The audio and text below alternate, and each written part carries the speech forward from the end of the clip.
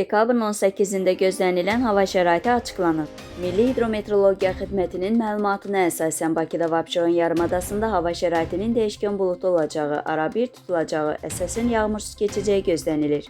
Cənub-qərb küləyi əsəcək. Havanın temperaturu gecə 3-6 dərəcə, gündüz 7-11 dərəcə isti olacaq. Atmosfer təzyiqi 774 mm civə sütunun nisbi rütubət isə gecə 70-75%, gündüz 60-65% təşkil edəcək. Azərbaycanın rayonlarında hava şəraitinin əsasən yağmursuz keçəcəyi gözlənilir. Lakin gecə və səhər bəzi dağlıq ərazilərdə az yağıntılı olacağı, qar yağacağı ehtimalı var. Mülayim şərq küləyi əsəcək.